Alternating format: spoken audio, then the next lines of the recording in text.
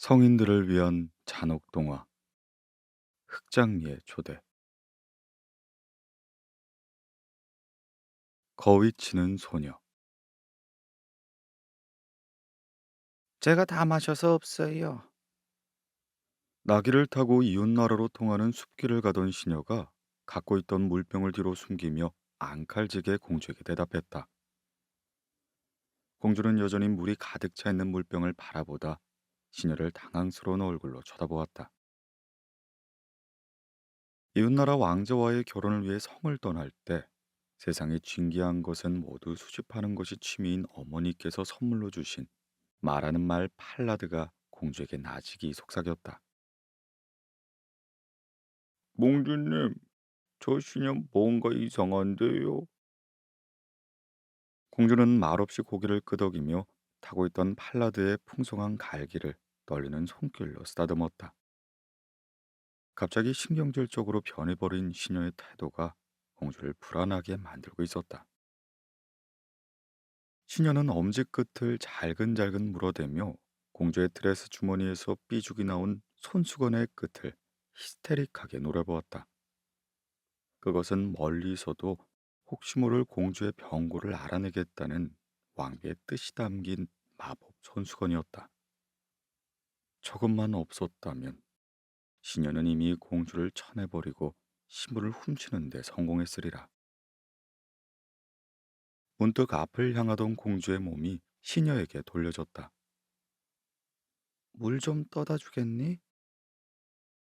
공주의 쭉 뻗은 팔은 시냇물을 가리키고 있었다. 순간 시녀는 화가 났다. 여기서까지 자신을 부려먹으려는 심보가 괘씸했기 때문이다. 이내 시녀는 고함을 치듯 공주에게 쏘아붙였다. 공주님은 손이 없습니까? 발이 없습니까? 공주님이 직접 가서 마셔요. 공주의 얼굴 위로 뚜렷한 당황스러움과 두려움이 떠올랐다. 그러나 이내 공주는 어색한 미소를 띄었다. 그럴까? 그럼 잠시만 기다려줘. 공주는 어설픈 몸짓으로 말에서 내려가기 시작했다. 공주는 발 디딜 곳을 찾지 못해 헛발질을 몇 번 하기도 했고 생각보다 높은 안장과 땅 사이에서 어떻게 뛰어내려야 할지 몰라 망설이기도 했다. 그러나 시녀는 기어코 공주를 도와주지 않았다. 오히려 조롱이 담긴 눈동자로 공주가 보이는 추태를 흘겨보았다. 얼간이에 팔푼이 주제. 결국 말에서 내려와 시냇가로 걸어가는 공주의 뒷모습을 바라보며 시녀는 그렇게 생각했다. 시녀는 억울했다.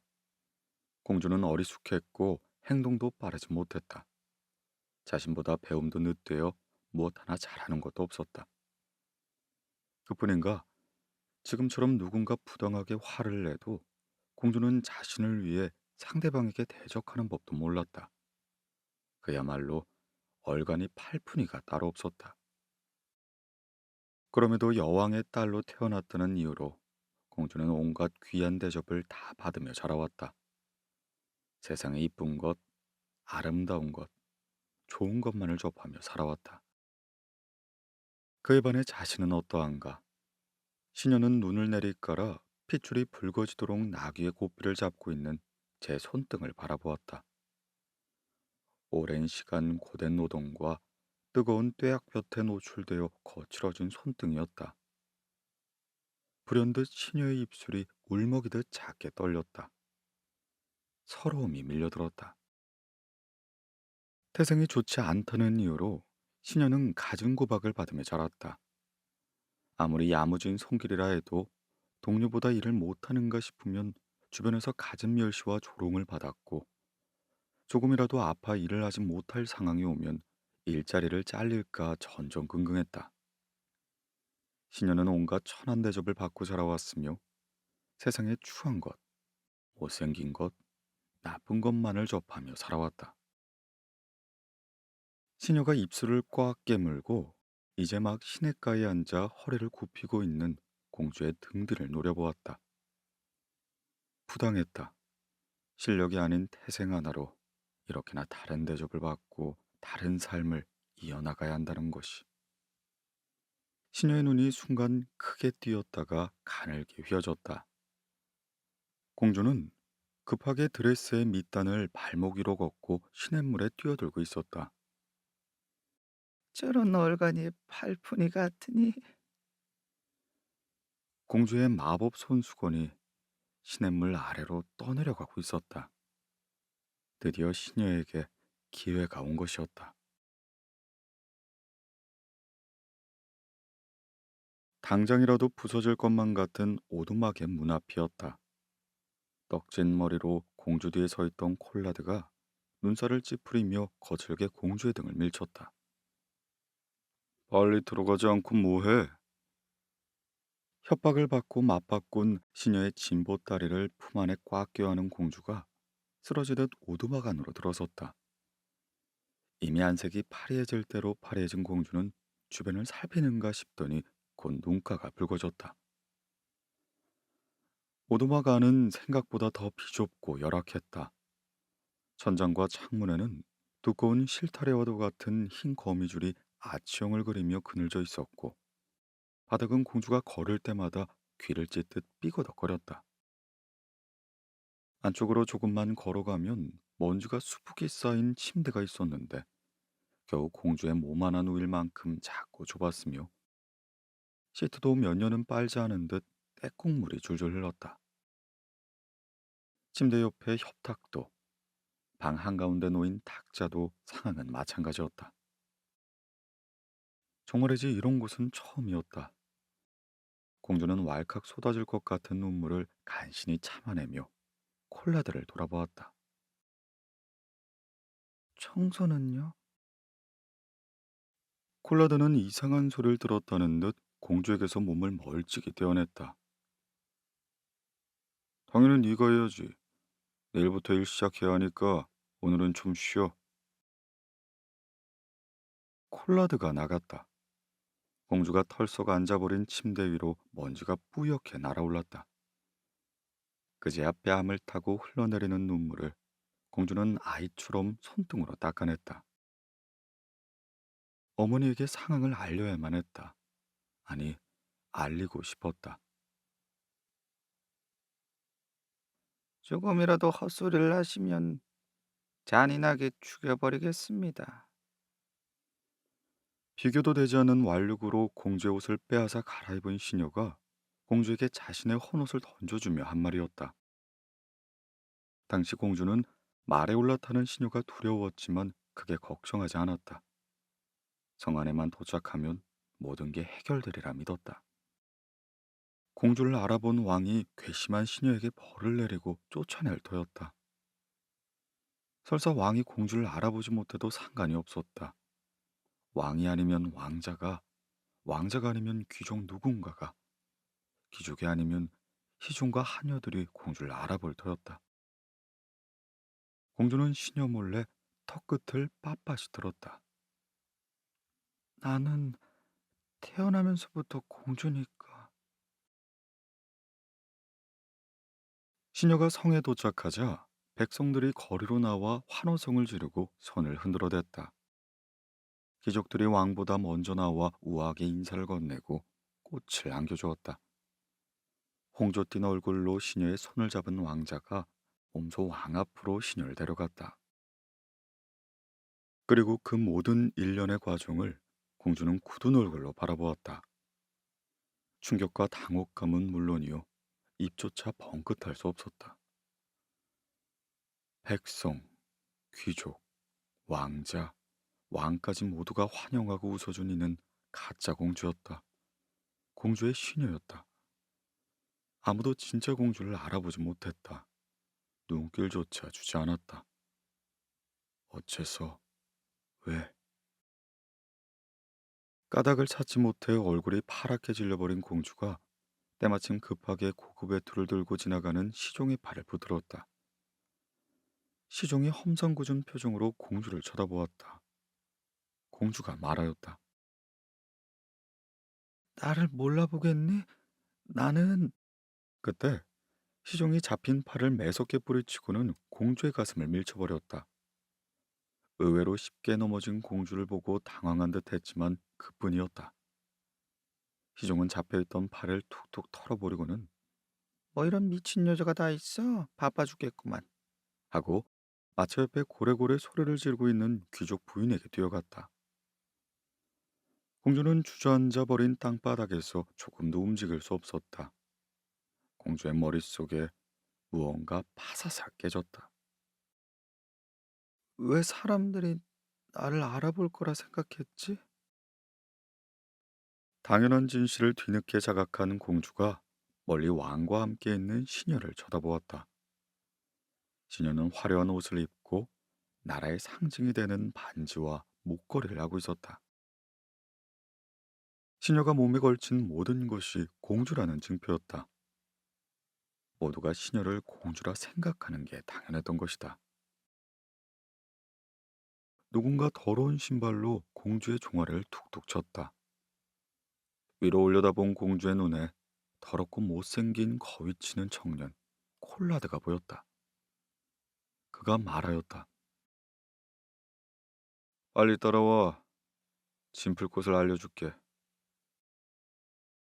콜라드 뒤를 따라가다 공주는 다시 시녀를 돌아보았다. 공주의 눈꼬리에 작은 물방울이 맺혔다가 툭 떨어졌다. 공주가 입고 있는 때타고 낡은 드레스, 아무런 장식 없이 실용성만 강조한 큰 가방과 앞코가 둥근 구두. 이 모든 것들이 공주를 시녀라고 말하고 있었다.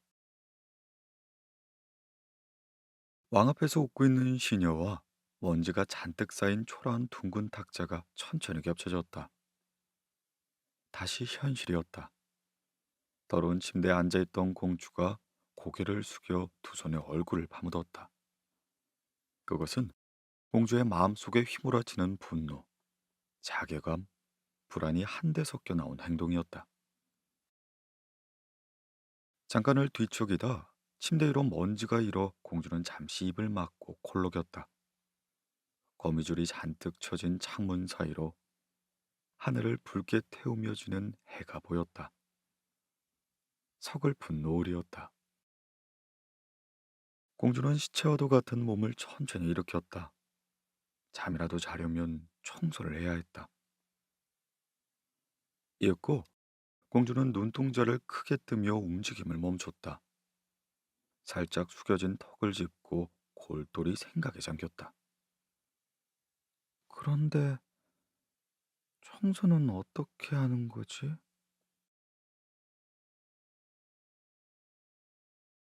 사납게 불어오는 바람에 낡은 오두막문이 부서질 듯 삐그덕거렸다.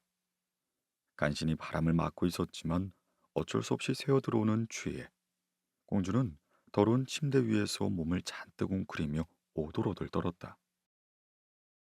그 매서운 바람은 자기에게 메시지를 전하려는 팔라드의 목소리 같기도 했다. 멀리 있는 이에게 자신의 목소리를 전하고 들을 수 있는 것. 그것은 말하는 말 팔라드의 또 다른 능력이었다. 진짜로 팔라드의 목소리가 들려왔다. 공주님, 빨리 궁으로 오셔야죠. 공주가 두 손으로 귀를 꽉 막았다. 눈을 질끈 감고 팔라드에게 답을 전했다. 못해, 못 가. 궁에 들어간다면 그 무서운 시녀가 있을 터였다. 발라드의 안타까운 목소리가 공주의 귓가에 들려왔다. 국왕과 왕자님, 그리고 모든 이들에게 시녀가 가짜라는 걸 말해야죠. 진짜 공주님이 누군지 아셔야죠. 순간 공주는 숨을 멈췄다. 낮의 일이 생각났기 때문이다. 아무도, 아무도 저를 알아봐 주지 않았다. 태어나면서부터 공주인 자신을 아무도 알아보지 못하는데 직접 말한다고 사람들이 믿기나 할까? 공주는 처음으로 자존심이 무너지는 경험에 그리고 두려움에 울먹이듯 말하였다. 못해. 아무도 나를 믿지 않을 거야. 무서워. 한동안 침묵이 흘렀다. 안타까움이 가득한 팔라드의 한숨 섞인 소리가 들려왔다. 공주님, 나의 공주님. 화를 주체하지 못해 얼굴이 벌겋게 달아오른 콜라드가 거위들의 울타리를 나무지팡이로 탕탕 치며 걸어왔다. 정신이 있는 거야, 없는 거야?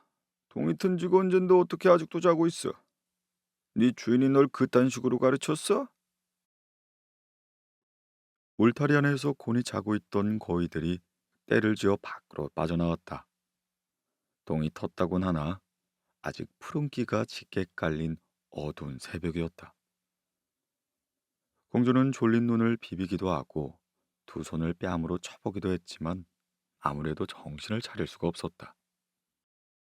때마침 새끼 거위 한 마리가 무리를 이탈해 아장아장 걸어가는 귀여운 모습에 공주는 멍한 정신에도 배시시 옅은 미소를 지었다. 옆에서 공주를 지켜보던 콜라드가 불그락 푸르락해진 얼굴로 지팡이를 높이 쳐들었다. 대체 뭘 멍하니 보고 있는 거야? 거위가 도망치면 쫓아서 데려야 할 거 아니야? 행여라도 맞을까 겁이 난 공주가 급하게 머리를 감쌌고 방금 물을 이탈한 새끼 고기를 향해 달려나갔다.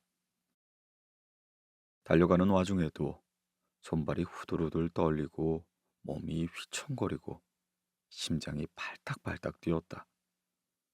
그것은 공주가 생애 처음으로 맛본 폭력에 대한 공포였다.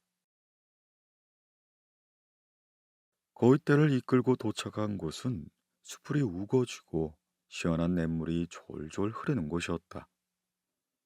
방금 전까지만 해도 똘똘 뭉쳐있던 거위들은 제각기 흩어져 풀을 뜯어 먹었고 시냇물에서 헤엄을 치거나 물을 마셨다. 그림에서나 나올 법한 아름다운 풍경이었건만 쉼없이 이탈하는 거위들을 일일이 잡아오느라 지칠 대로 지친 공주는 그것을 감상할 여력이 조금도 남아있지 않았다. 나무 기둥에 기대어 앉은 콜라드와는 멀찍이 떨어진 시냇가 근처에서 평평한 바위를 골라 공주는 철퍼덕 앉았다. 다리를 오므릴 힘도 없이 쫙 벌리고 아침만 해도 꼿꼿했던 등허리를 잔뜩 굽혀 있는 모습이 공주라기보단 무식한 시골 아낙네의 모습과도 같았다. 돌연 부드러운 바람이 한 차례 공주의 머리를 스쳐갔다. 그제서야 자신의 꾀지지한 몰골을 알아차린 공주가 하나로 질끈 묶었던 머리끈을 풀었다. 머리라도 단정하게 묶을 요량이었다. 숨이 턱하고 멎은 콜라드가 입을 떡 벌리고는 공주를 멍하니 쳐다보았다.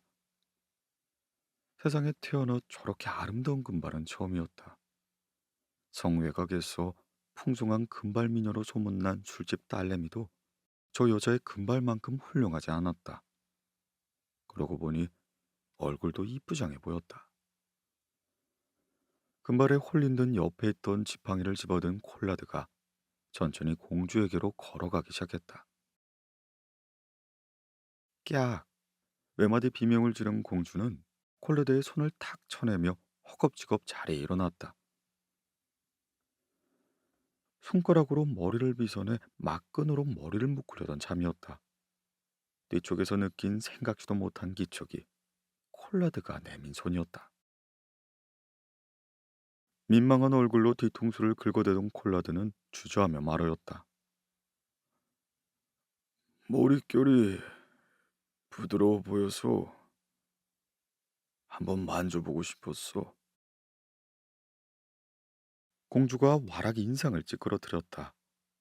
손톱에 때가 덕시덕시 껴있고 더러운 우물새과도 닮은 불결한 콜라드의 손가락이 자신의 머리를 만진다고 생각을 하자 공주는 구역질이 올라올 것만 같았다. 이에 콜라드는 목까지 시뻘개진 얼굴로 빽 소리를 질렀다. 그깟 머리 좀 만진다고 어디 닳기나 해? 뭘 그렇게 유난을 떨어? 콜라드는 무안했고 화가 났다. 콜라드를 향하는 여자의 벌레 보는 듯한 표정 때문이었다. 겨우 머리카락 하나 만져보자는 것뿐인데 꼭 자신이 강간이라도 한 것 같은 얼굴이 아닌가. 다시 한번 치미는 억울함에 콜라드는 지팡이를 땅바닥으로 내쳐버리고 돌아섰다. 콜라드는 시큰거리며 우악스럽게 혼자 거위떼를 몰고 집으로 돌아갔다. 콜라드의 사나운 폭력성을 보고 겁에 질린 공주는 오두막으로 돌아가는 내내 울기만 했다. 한 번도 경험해 본 적 없는 폭력이었다. 콜라드는 육체를 위협했고 시녀는 정신과 감정을 위협했다. 공주는 그들이 무서웠다. 어떻게 대처를 해야 하는 건지 알 수가 없었다. 공주가 지나는 우물가에는 성에서 옷감을 잔뜩 안고 나온 시녀 3명이 빨래를 하며 수다를 떨고 있었다. 그중에서 뚱뚱한 시녀 하나가 옷감을 탕탕 두드리며 큰 소리로 말했다. 성 매각에 마랫머리를 걸어 놓았다고 하더라. 가끔씩 눈을 뜨고 감을 때마다 아주 섬뜩하다고 난리야. 공주가 우뚝 걸음을 멈췄다. 볼 왼편에 점이 있는 시녀가 말을 받았다. 나도 들었어. 밤만 되면 가끔씩 살려줘라고 말한다지. 공주님도 불길해서 그 말을 죽여달라 그런 걸까? 공주의 표정은 이제 경악스러움에 가까워졌다. 점 있는 시녀 옆에 있던 말라깽이 시녀가 고개를 갸웃거리며 말했다. 아니, 나는 공주님께 데려다 줘 라고 말한다 들었는데. 공주는 몸을 돌려 성 외곽으로 허겁지겁 달려갔다. 도중에 몇 번이고 넘어졌지만 상관이 없었다. 시녀가 말하는 말이 팔라드가 분명했기 때문이다. 공주가 팔라드를 오두막으로 데려온 지 한 달이 지났다. 둥근 탁자 위에 목만 덩그러니 놓인 팔라드는 공주를 빠짐없이 관찰했다. 공주는 낡아빠진 오두막에서 보잘것없이 음식을 먹으며 지냈다. 공주는 후줄근한 옷으로 갈아입고 이른 새벽 나가 늦은 저녁에 돌아왔다. 팔라드는 마음이 찢어졌다. 팔라드가 지친 표정으로 수프를 한 입 떠먹고 있는 공주에게 말했다. 공주님의 자리를 찾으셔야죠. 여왕님께 시녀의 만행을 알리세요. 폐하께 시녀의 만행을 알리세요. 보기에도 맛없는 것 같은 흰색 수프가 담긴 숟가락이 파르르 떨렸다. 공주의 목이 움츠러들더니 순식간에 창백해졌다. 하지만 시녀가 말했는 걸 누구라도 사실 알게 되면 날 죽이겠다고 말이야. 무서워. 팔라드가 서글픈 감정을 애써 목구멍으로 넘기며 공주를 향해 옅은 미소를 띄었다. 공주가 식사를 마치고 침대에 누워 잠들 때까지 팔라드는 미어지는 가슴으로 공주를 바라보았다.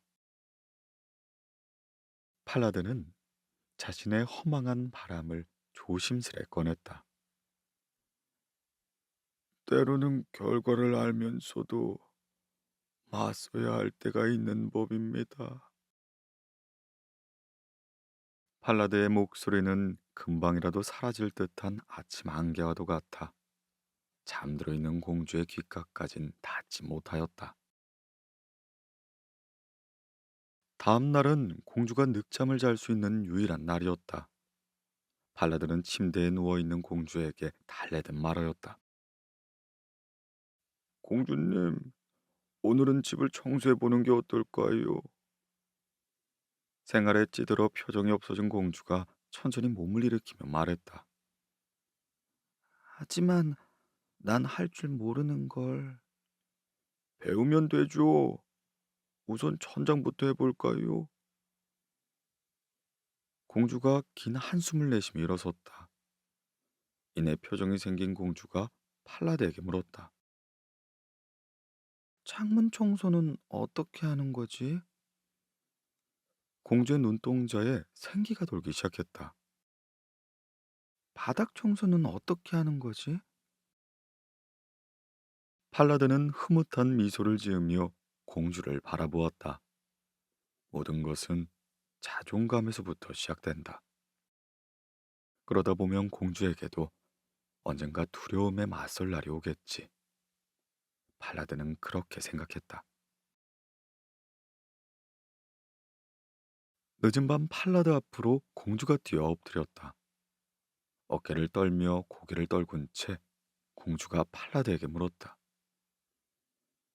무서운 사람의 요구를 거절하고 싶으면 어떻게 해야 해? 공주의 목소리는 젖어 있었다. 피가 거꾸로 솟을 것 같았던 팔라드가 애써 목소리를 가다듬며 대답했다.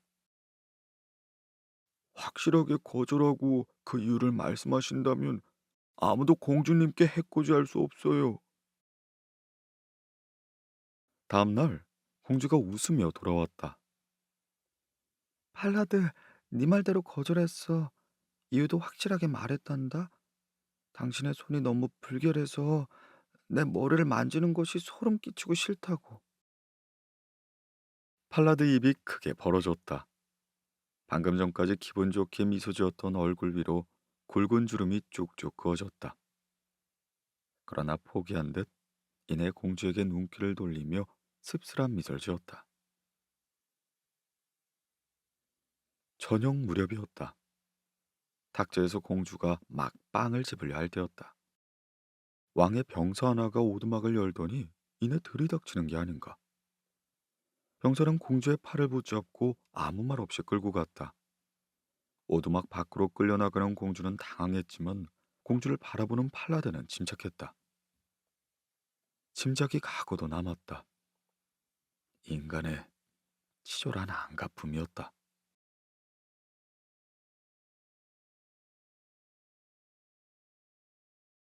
경망스럽게도 처치의 맨 윗단추를 채우지 않고 헐레벌떡 아련실 안쪽으로 뛰어들어온 검은 머리의 후작은 생각보다 많이 온 귀족 무리 사이를 힘겹게 비집고 들어갔다.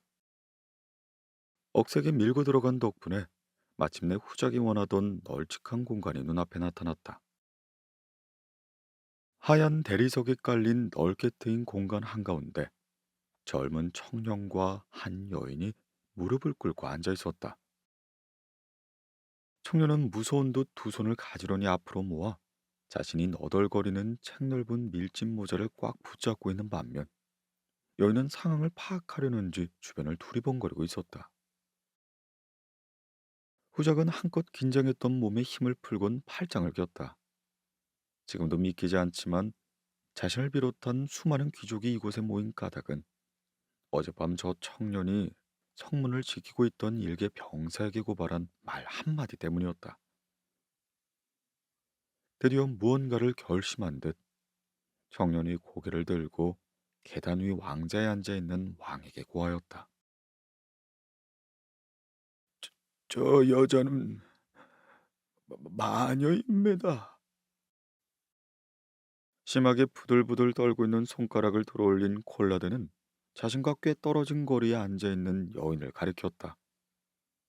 떨림이 워낙 심해 가리키는 대상이 여인이 맞는지 의심스러울 정도였다. 왕은 골치가 아픈 듯 손끝으로 관자놀이를 꾹꾹 누르며 콜라드에게 물었다. 증거는 왕자의 왼편 늙은 대주교 옆에 서 있던 이웃나라에서 온 공주가 왕의 기분이 걱정되었는지 팔을 달래듯 붙잡았다. 방금 전까지도 왕은 정원에서 왕자와 함께 공주의 사근사근하면서도 유쾌한 말솜씨로 즐거운 시간을 가지고 있던 차였다. 왕이 공주의 손등을 가볍게 토닥였다. 콜라드의 상고가 이어졌다. 얼마 전 수백 명의 사람의 목숨을 앗아간 거센 폭풍우와 홍수가 그 증거입니다. 제가 나무 뒤에서 몰래 다 봤습니다. 저 여자가 마을을 훤히 내려다 보이는 언덕 꼭대기에 올라가 머리를 풀자 맑았던 하늘에서 갑자기 검은 먹구름이 몰려왔어요. 곧바로 몸통을 때리는 듯한 천둥이 울렸고 하늘을 갈라놓은 것 같은 번개가 쳤습니다. 콜라드가 당시 생각이 난 듯 여전히 떨리고 있는 손으로 심장을 진정시키려 가슴을 과장되게 어루만졌다. 그리곤 다시 말을 이었다. 그때부터입니다. 하늘에서 굵고 세찬 비가 쉴 새 없이 떨어졌어요. 땅이 패이도록 아주 굵은 비였었죠. 사람들이 아우성치며 집으로 뛰어가는 소리가 언덕 위까지 들릴 정도였습니다. 여자는 잠시 마을 상황을 지켜봤죠. 그리고 뭐에 화가 났는지 발로 거칠게 바닥을 한번 구르더군요. 그리고 이번엔 여자가 머리를 높게 묶어 올렸습니다. 그러자 나무가 부러져 나갈 정도로 거센 바람이 불기 시작했죠. 그뿐만이 아닙니다. 더 굵고 많은 비가 내려 마을이 순식간에 물바다가 된 거예요. 사람들이 살려달라고 비명을 질렀죠. 사람들이 허우적대며 죽어나갔습니다. 그리고 지옥보다도 더한 지옥을 보고 나서야 저 여자가 비로소 웃기 시작했습죠. 모두 저 여자가 한 짓입니다. 저 여자는 살인을 즐기는 아주 악랄한 악마입니다. 순간 귀족들이 웅성대기 시작했다. 남자의 말이라면 구군이 걸린 문제였다. 왕이 손을 올리자 아련실이 순식간에 조용해졌다. 왕은 누더기 차림의 여인에게 말했다. 저자의 말이 사실인가? 공주는 터무니없는 콜라드의 진술에 화가 머리끝까지 나 숨을 제대로 쉴 수 없었다. 아랫입술을 이빨로 잘근잘근 깨물고 어찌할 바를 몰라 주먹을 쥐었다 폈다가를 반복했다. 그러고 보면 공주는 이처럼 억울한 일을 당해본 적이 없었다. 그러니 이 감정을, 이 상황을 어떻게 풀어나가야 하는 건지 알 수가 없었다. 공주는 울컥울컥 올라오는 울음을 참아가며 군중을 둘러보았다. 자신을 도와줄 일을 찾았다. 그러나 당연히 낯선 타국에선 공주를 도와줄 이는 아무도 없었다. 공주의 눈가가 요동치듯 떨리기 시작했다. 저 냉랭하기 그지없는 시선들 앞에서 공주가 할 수 있는 일이 뭐가 있겠는가? 진실을 말한들 누가 믿어주겠는가? 공주는 완벽히 혼자였다. 공주가 가슴속에 올라오는 울컥거림을 더는 버티지 못하고 주저앉으려 할 때였다. 두 손으로 얼굴을 파묻고 상상으로 남아 이곳에서 도망치려 할 때였다. 얼마 전 잠결에 들었던 팔라드의 말이 떠올랐다. 때로는 결과를 알면서도 맞서야 할 때가 있는 법입니다. 공주는 그 말의 의미를 완전히 이해할 수 없었지만 입술을 꽉 깨물고 마침내 입을 열기 시작했다. 거짓말입니다. 오히려 저자가 제 머리를 만지고 싶어 안달냈습니다. 제가 만지지 못하게 그의 요구를 거절하니까 안갚음으로 저를 마녀라 몰아붙이는 것이 분명합니다. 공주 역시 불쌍할 정도로 떨고 있었다. 하지만 팔라드가 이 장면을 보았다면 자랑스러워할 것이 분명했다. 공주가 왕에게 정직하게 구하는 행동은 미약했지만 최초로 두려움에 맞서는 첫 번째 발걸음이었다. 저 말이 사실인가? 곧바로 왕이 콜라드에게 물었다. 콜라드가 손사래를 쳤다. 아이고 말도 안 됩니다. 저더러 손에 때가 끼고 더러운 옷을 입고 있어 불결하다고는 했지만 누가 그런 일로 안갚음까지 합니까요? 그냥 미친 여자 취급하고 무시해버리지. 저는 어디까지나 제가 보았던 사실만을 왕께 고하는 것입니다. 공주는 어이가 없었다. 사실을 거짓말이라 왜곡시켜버리고 미친 여자라고 몰아가다니. 이보다 더한 모욕은 없었다. 공주가 주먹을 꽉 말아쥐었다. 있는 힘을 쥐어짜내 후들거리는 다리를 붙잡고 꽉 막혀있는 목구멍 사이로 소리를 보냈다. 그렇게 안간힘을 써서 소리를 뱉어내는데도 정작 나온 건 터무니없이 작은 소리였다. 사실이잖아. 매일 거위똥이나 만져대는 당신 손은 너무 불결하고 역겹다고. 그런 손으로 내 머리를 감히 만지려 하다니. 구역질이 날 것 같은 건 당연하잖아. 한순간에 물을 끼얹듯 조용했던 좌중에서 갑자기 비웃음을 담은 폭소가 터져나왔다. 누구라도 할 것 없이 자지러질 듯 웃어젖히는 그들을 공주는 이해할 수 없었다. 왕도 웃음을 겨우 멈춰봤지만 여전히 실룩거리는 입술은 어쩔 수가 없었다. 네 손을 직접 보거라. 옆에 청년과 다를 바가 있더냐.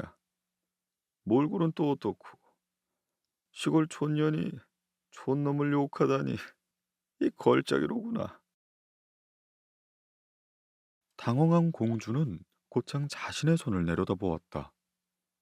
과연 왕의 말은 사실이었다. 공주가 그렇게 불결하다 생각했던 콜라드의 손과 마찬가지로 자신의 손톱에도 때가 잔뜩 끼어 있었다. 전날 빨아입은 옷 역시 하루 만에 거의 분비물 냄새가 묻어나올 정도로 더럽기는 매한가지였다. 공주가 더럽다, 추하다 여기며 소름 끼쳐 했던 콜라드는 자신과 다를 바가 없었다. 왕의 말이 맞았다. 자신이 언제부터 이런 꼴을 하고 있었단 말인가. 공주는 큰 충격을 받았다. 왕이 주제를 모른다며 공주를 비웃고 귀족들이 삿대질나며 공주를 비웃었다. 콜라드의 손이 더럽다며 비웃던 공주의 모습이 그들과 겹쳤다. 콜라드에게 생겼을 빨간 생채기가 공주에게 똑같이 생기고 있었다. 그제야 공주는 제 잘못을 깨달았다. 콜라드의 거칠고 야만적인 폭력성만을 비난했는데 알고 보니 자신은 그보다 더한 언어의 폭력을 서슴없이 퍼부었었던 것이다. 공주는 잘게 떨리는 손으로 치맛자락을 꽉 붙잡고 차오르려는 눈물을 있는 힘껏 참기 시작했다. 공주는 생각했다. 이렇게 된 게 내 잘못은 아니잖아. 일에 치여 하루하루 살아가는데 어떻게 할 일 없이 노는 너네 귀족들처럼 꾸밀 수가 있겠어? 나직한 신음을 뱉어낸 공주는 왕의 뒤에 서서 예전에 자신과 같이 허리를 꼿꼿이 편 채 거만히 공주를 내려다보고 있는 시녀를 바라보았다. 지금에서야 예전 시녀의 기분을 알 수 있었다. 시녀에게는 세상 모든 것이 부당해 보였으리라. 한결 여유가 생긴 콜라드는 왕을 향해 다시 한번 고했다. 저 여자는 죽은 말과 매일 밤 이야기를 나눕니다. 제가 봤어요. 흉측하게 목만 남은 말머리와 얘기하는 것을요. 분명 저 여자는 마녀가 맞습니다. 공주는 당황했다. 설마 콜라드가 밤에 몰래 오두막안을 훔쳐봤을 거라고는 생각하지 못했기 때문이었다. 공주가 다급하게 나와 왕에게 말하였다. 아닙니다. 그건 공주가 말을 채 끝맺기 전에 시녀가 공주의 말을 가로챘다. 제가 보기엔 마녀가 맞는 것 같군요. 말하는 말도 불길하다 들었는데 하물며 머리만 남은 말하는 말이라니. 어, 소름이 끼칩니다. 시녀가 계단을 내려와 공주 앞으로 한 발 다가서자 공주는 흠칫하며 몇 발을 뒤로 물러섰다. 공주는 이제야 시녀의 감정을 이해했지만 여전히 그녀가 무서웠다. 그때까지 조용히 자리를 지키고 있었던 늙은 대주교는 한 걸음 나와 왕에게 알렸다. 마녀는 바람을 부릴 수 있고 시체와도 이야기한다는 구절이 요한계시록 3쪽 15줄에 쓰여 있습니다. 그래, 그럼 저 여자는 마녀가 맞겠군. 내일 화영에 처하도록 하지. 아니에요. 공주가 왕에게 항의의 말을 꺼내기도 전에 시녀가 공주 앞을 막아섰다. 시녀는 공주의 예견된 죽음이 좋아 죽겠다는 듯 해맑게 웃고 있었다. 창백해진 얼굴로 공주가 저도 모르게 뒷걸음을 치자 시녀가 빠르게 다가와 공주의 팔목을 붙잡았다. 시녀가 공주에게 말하였다. 공주님, 화영을 당하세요. 금방 끝날 거고 아프지도 않을 겁니다. 아니면 제가 칼로 공주님의 숨이 멈출 때까지 한 점 한 점 살을 뜨며 죽여주길 원하십니까? 진작 불에 타 죽을 걸 후회하실 텐데요. 이것은 정말이지 부당하다. 자신에게 죽어달라 요구하는 사람을 무서워하다니 번개가 하늘에 강하게 박혀 들어가듯 팔라드의 말이 공주의 머릿속을 깊숙이 박혀 들어갔다. 때로는 결과를 알면서도 맞서야 할 때가 있는 법이라 합니다. 아, 공주는 이제 팔라드가 한 말의 진정한 의미를 알 수 있었다. 이래도 죽고 저래도 죽는 것이 예정된 결과라면 최대한 반항하다 죽는 것이 옳은 이치가 아니겠는가. 공주는 있는 힘을 다해 시녀의 팔을 뿌리치고 왕 앞에 나섰다. 뒤돌아보는 왕을 향해 공주는 아까 못한 말을 이어갔다. 말하는 말 팔라드는 세상에 진귀한 물건을 수집하시는 걸 좋아하시는 저희 어머니께서 주신 겁니다. 제가 이건 왕자님과의 결혼을 축하하는 의미로 말이죠. 왕은 터무니없는 말이라 생각했다. 그럼에도 여자의 말을 끝까지 경청하는 이유는 아까와는 다른 결혼함이 담겨 있는 여자의 눈동자 때문이었다. 시녀가 급하게 공주의 앞을 다시 막아섰다. 왕이 조금이라도 공주에 대해 호기심이 일면 큰일이었다. 시녀가 말하였다. 폐하, 미친 여자의 말을 못하러 귀담아 들으십니까? 재밌지 않느냐? 망상이라도 말하는 말을 수집하는 여왕이라니. 게다가 저 여자는 자신을 공주라고 생각하고 있구나. 공주가 입술을 질끈 깨물고 왕에게 다시 고했다. 정 믿지 못하시겠다면 다시 시녀가 공주의 손목을 꽉 쥐어왔으나 공주는 더 이상 시녀가 두렵지 않았다. 저희 어머니께 직접 편지를 써서 물어보십시오. 더불어 제 초상화도 함께 보내시죠. 내키지 않으시면 이 여자의 초상화를 보내 물어보셔도 됩니다. 굳이 그런 번거로운 일을 할 필요가 있습니까? 제가 공주란 건 당연한데요. 여왕님께서도 귀찮아하실 겁니다. 왕은 고개를 한쪽으로 기울이며 침착하게 여인을 바라봤다. 이미 여자가 여왕이라 호칭하는 순간부터 진실은 드러났던 것이다. 세상에 어느 딸이 자신의 어머니를 여왕님이라 부를까? 그러다 왕은 여자가 아쉬워 혀를 쳤다. 비록 가짜 공주 행세를 한 여자였으나 싹싹했고 여우같이 비율을 잘 맞춰 마음에 들었었다. 하지만 공주의 진을 가려내는 것은 나라의 동맹과도 관련된 중요한 일이었다. 왕이 일어나 대수롭지 않게 말했다. 여왕에게 편지를 보내지. 안 됩니다.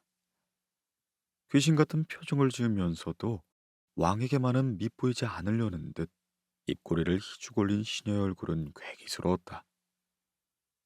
이윽고 왕은 아련실을 빠져나갔다.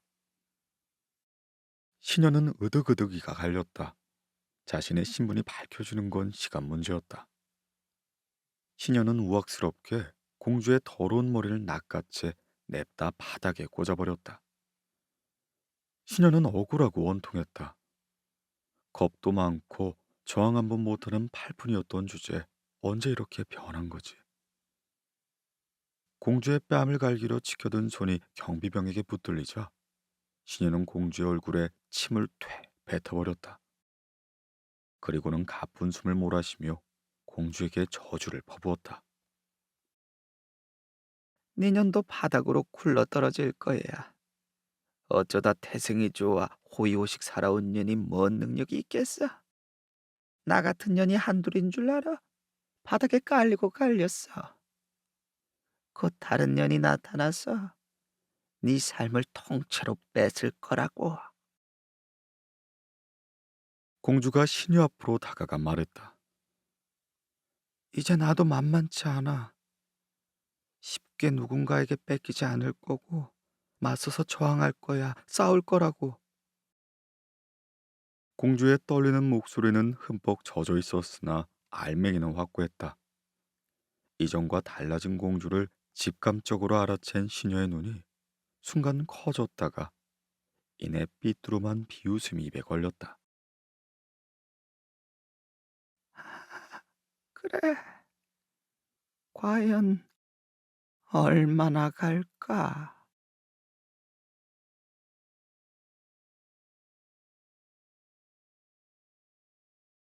공주의 방으로 들어온 시 중 하나가 의무적으로 차를 마시고 있는 왕자에게 시녀의 사형 집행 날짜를 알렸다. 왕자가 인상을 구기며 욕설을 내뱉었다. 하지만 공주는 태연하게 마신 찻잔을 탁자 위에 내려놓았다. 왕자는 공주의 능청스러움에 더욱 빈정이 상해 인사도 없이 방 밖으로 나가버렸다. 왕자의 발길질로 심하게 덜렁거리는 문짝을 바라보던 공주가 이내 뻐근한 몸을 풀어내듯 기지개를 켰다. 공주는 원래 신분을 되찾았지만 국왕과 왕자는 시녀의 애간장 녹이는 애교 섞인 말투와 살가운 행동을 잊지 못했다. 왕자는 시녀가 있는 감옥에서 하루에 반을 보냈고 나라를 다스리는 일을 배우길 게을리했다. 어쩌다 공주가 충고의 말을 할라치면 왕자는 말투가 마음에 안 든다며 짜증을 내고 밖으로 나가버렸다. 왕은 어떠한가? 시녀가 사라진 지 허한 마음을 달래려 하루 종일 시녀들에게 둘러싸여 정원에서 대부분의 시간을 보냈다. 신하들과 나란 일을 논하는 자리에 나가는 횟수도 점점 줄어들었고 신하들의 불만도 하루가 다르게 높아지고 있었다. 충성 어린 신하 몇이 국왕의 처신에 대해 상의해 보았으나 국왕은 정원에서 나올 생각이 없어 보였다. 공주가 쓰러지듯 침대에 풀썩 누웠다. 시녀가 어찌나 국왕과 왕자를 잘 구워 삶아놨는지 내심 감탄스러울 지경이었다. 괜찮으세요? 목만이 덩그러니 놓여있는 팔라드가 걱정스러운 마음에 공주에게 물었다. 몸을 일으켜 앉은 공주가 팔라드의 질문에 답하였다. 뭐가? 국왕과 왕자님이 공주님을 박해하잖아요. 힘드시죠? 내가 뭐 어린애인가? 아직도 그런 거에 연연하게. 오히려 하루가 너무 바빠서 힘들어 죽겠어. 공주의 예상치 못한 대답에 팔라드는 어리둥절했다. 때마침 문이 열리고 흰머리가 성성한 늙은 재무관이 공주의 방으로 들어왔다. 이번 달 예산을 공주와 상의하기 위해서였다. 그뿐이 아니었다. 나란 일을 담당하는 고위 관리들이 모두 공주의 방을 드나든 지 오래였다. 국가의 권력 흐름이 이미 공주에게로 향하고 있었다. 팔라드는 문득 얼굴을 찌푸렸다. 시녀가 저주같이 남기고 간 말이 떠올랐기 때문이었다. 팔라드가 고개를 틀자 탁자 앞에서 열띤 토론을 벌이고 있는 공주의 모습이 보였다. 이내 팔라드의 얼굴엔 흐뭇한 미소가 지어졌다. 그래, 괜한 걱정일 거야. 공주는 더 이상 나약한 소녀가 아니었다. 과거에 연연하지 않고 미래를 향해 나아가는 성숙한 어른이었다. 시녀가 마지막으로 공주에게 남긴 말은 이미 헛된 망언이 되어가고 있었다.